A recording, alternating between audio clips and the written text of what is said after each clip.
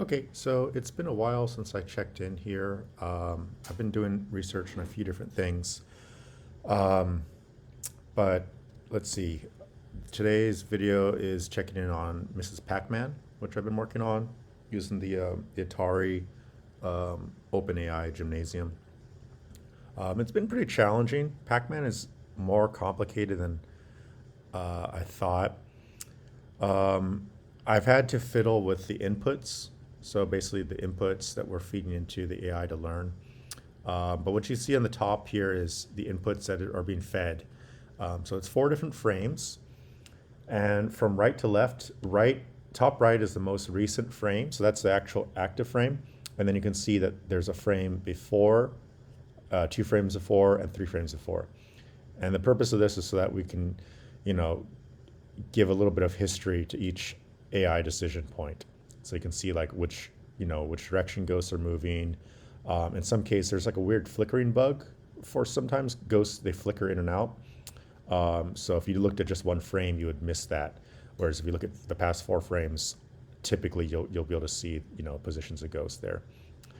And so what I've done recently is that, I've been training the AI for a bit, and I'm not entirely sure it's progressing. Like it's getting more pellets, but I'm not sure if like it's going to hit some local, minima, local optimum. And so I'm outputting the Q values at any given frame. I'm outputting the Q values. So you can see that there's four. I've also reduced the output. So the original Gymnasium gives you 9 different controls for like Atari, up, left, up, right, down, left, down, right, and I reduced it down to four because like those four directional commands don't do anything. And also there's a command for don't do anything, which again isn't used in Pac-Man. So I've reduced the output to four to simplify the network. Um, but yeah, so these are the Q values. So Q values are um, the expected total like score that you're going to get if you take that at any given state. If you take that action and continue using this strategy for the rest of the game, that's the expected score that you'll get onwards to the end of the game, including your immediate reward plus the expected return from the next state. Um, and so I'm outputting the Q values here. I'm outputting the red as the highest Q value. So at any given point, Pac-Man's going to take the action that gives the highest Q value. Um, so this is a way for me to kind of peek under the hood and see like, okay, are you actually learning? Are you actually making good moves? Or are you just making kind of random moves? Because when I was training earlier on, I realized that like it was getting to a decent score, but it was because it was following kind of a fixed. It kind of had gotten to a point where it learned a fixed strategy that was like working, but it wasn't actually like generalizing. It was just like working to that particular moment. So yeah, I'm playing again. The beginning of the game. Oh yeah, just as a recap, you get 10 points. The rewards I'm feeding the AI are 10 points per pellet, and then negative 500 points when you get killed. Um, Originally, I was feeding it just rewards points in general, but it in that case it learned a strategy where it would go into the corners and eat a power pellet and then just camp for the ghost, and then it would continue doing that even when the power pellets weren't there. And so that wasn't good because it hadn't learned the association between the power pellet and the ghost states being edible. It had only learned, oh, if I go in the corners, I typically can eat ghost. So now I'm like, okay, let's starve Pac-Man of rewards and just say only pellets and only death. Pellets and death are what you learn. So yeah, so 10 points for eating a pellet, and trying to get Pac-Man to finish eating the whole board. So yeah, so I've been inspecting this here, and Pac-Man's also challenging in that if you go once they're moving, like take take this. Well, let's see. Let's see if I can find a really good example. Okay, like take this example right now, um, and look at the top right frame where Pac-Man is. That's the current state. Pac-Man's learned that if it goes up, the expected reward is going to be 18. If it goes left in this state, it'll get, expected reward is 26, 26, or 25. One, this is wrong. This isn't finished just from the baseline, because the expected reward is much more than 26. At this point, you're guaranteed to at least get probably a few hundred, or maybe 100, because you'll probably eat at least 10 pellets or something without being harassed. But anyway, it's interesting that when you play Pac-Man, in this given state, all of these three commands will continue moving forward. So when you see Pac-Man saying, oh, like 26 points are going left, 26 points are going right, 25 points are going down, 18 for going up, this is technically correct, because all of these three commands, Pac-Man will continue moving down. So I think it's a tricky game for the AI to learn, because it's like each move at any given point, there's really only two different moves that will actually change your trajectory. In this case, up is the only command that would actually make Pac-Man move up. Right, left, and down, you'll continue moving down in this case. So this is actually kind of promising. Like, even though Pac-Man wants to go right here, it's just learned that, oh, going right is pretty much the same as going left and down. So I actually don't mind this. So this was actually promising, moments like this. So you can see Pac-Man goes down here. So in this case, this is not ideal, because Pac-Man is trying to go right. Well, that's actually fine, but you can see here, Pac-Man thinks that, oh, going down is actually the same as going right. In this case, it shouldn't be, because down in this case wouldn't get you any points. Here's a good example of learning. So it's learned that, okay, in this case, up, down, and right are going to get you roughly the same amount of rewards. And left is actually going to get you less, because in this case, again, left is the only command that would actually change your trajectory. And you can see there's a blank spot here, whereas up, down, right are going to continue on the path to go right. So this is a good example of good learning. So this frame is not good, because all the points are roughly the same. So left should be less, because there's actually no pellets behind him. But if you go to the next frame, this is a good example, because up, right, left, up, right, down are all roughly the same, which is correct, and left is negative, lower, because you're going to go more period of time and eating less pellets. So there are glimmers here. I just started training this earlier this week, so this is, I'm not expecting it to be finalized by any means, but this is actually promising states. So let's see. Let me get to a point where it gets close to death. Okay, so here's a point where Pac-Man actually got killed by an invisible ghost. So you can look at this top left frame. This is a case where the ghost is actually right here in the mirror in the middle, but it flickered out. So you can see in T2 and T1 and T, that ghost in the middle is actually gone. So that ghost is actually coming down to eat Pac-Man here. So Pac-Man moves, and then you can see the top right, Pac-Man suddenly stops.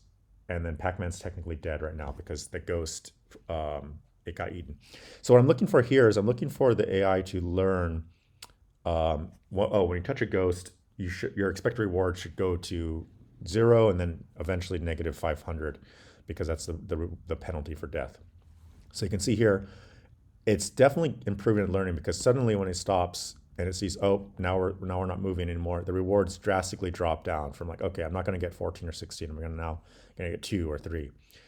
It starts hovering around 3 and 4, 2 and 1, and at some point right here, I think when it sees that like all 4 frames, Pac-Man hasn't moved at all, I'm probably dead, the rewards drastically drop down. So now they're hovering around 1 and 2. And at some point, it should go into the negative. Okay, and at this point, when Pac-Man dies, Pac-Man starts to spin. And I think what it's learned here is that, oh, I've stuck in my 4 positions, and now I've started to spin. Now you can see the expected reward, the future reward, drop down drastically for all moves, basically. Because at this point, it's learned that like nothing you do in this point is going to impact the game. So now you can see that the rewards get worse as the ghosts disappear from the board, as they do during the game over animation. Rewards get worse, worse. They're bad, bad, bad, bad. And at some point, when this new frame resets back to beginning, you'll see the rewards jump back to positive. But at this point, it's still in the death spiral. So for perfect learning, I eventually want these numbers to get closer to 500, because that's typically the next state.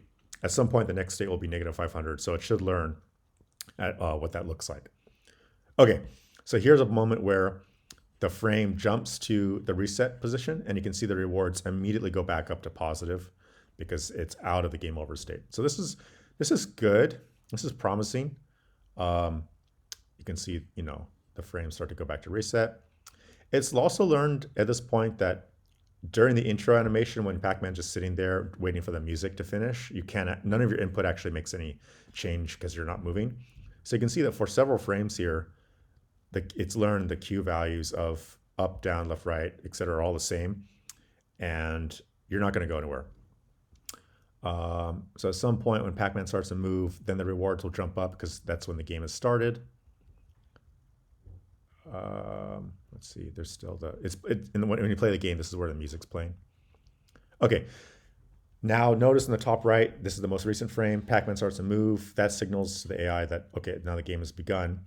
And what I like to see here is that in this position, left is 22, down is 20, so that's roughly the same, and up is the same. So these three are up, left, down are roughly the same because they're going to keep you moving to the left. To the right, however, there's a higher reward because there's a pellet much closer to you. So these expected rewards are lower because you're going to have to travel further without getting a reward. 27 is higher because there's a pellet exactly to your immediate right. So you can see here, red is it's the highest Q value. Pac-Man turns to the right. And now what's interesting to note, take a look at the Q values for up and down. They immediately pop up closer to right because at this point, now that Pac-Man's facing to the right, up and down are going to continue moving to the right. So this is again promising. Q value stays at 22 because again, that's basically for the left. That's the expected reward for going to left. And now, as we start to move to the right, these up, down, right Q values are correlated closely, and left is the outlier because left is the only one that goes no pellets. So we grab a pellet. It's kind of cool here. So you see, expected reward is higher. Eats the pellet. They immediately jump down. They're still higher than left because there's still more pellets there, but now we're not immediately going to get a reward. They creep back up again, 25, 27, eats a pellet, jumps back down 21. Okay, so yeah, so this is a promising learning so far. Again, right here, if you look at top right, going left is going to have reduced reward because you travel through this corridor of empty pellets. Up, right, left, up, right, down are all higher, so it continues moving. So yeah, that's basically the check-in. I'll check in again later after more learning. What I'm really looking for at this point is I want to start seeing Pac-Man get negative rewards sooner. Like right now, Pac-Man will get negative reward once it's on top of a ghost. Like right here, you can see Pac-Man starts to enter the ghost, bounding box, and the rewards immediately jump down to negative. So in this case, it's learned, okay, this leads to the death state, which is negative 500. So this is good. I would like to see the AI start to have even lower rewards sooner because you can see right now, Pac-Man leading up into the ghost, it still thinks there's a chance of positive reward. Realistically, up, left, and right should all have really negative rewards because you're going to die at this point. Down should be the only positive in this case, running away. What's interesting is you can see that, okay, at this point, once Pac-Man starts to die, the most positive reward is down. So it is trying to move away from the ghost at this point, but at this point it's too late because it's going through the death animation. So yeah, promising. Yeah, this has been really helpful displaying the Q values so I can kind of see like, okay, why are you making the decisions you are? So I think this is something I'm going to do for future learning too. Just, visualize the commands, visualize the Q values on screen. As opposed to just looking at the output, which was the number of pellets and the reward and the ghost killed, like those numbers. This helps me understand why it's getting those values. And yeah. Anyway, yeah, that's pretty much it. And I'll see you in the next video.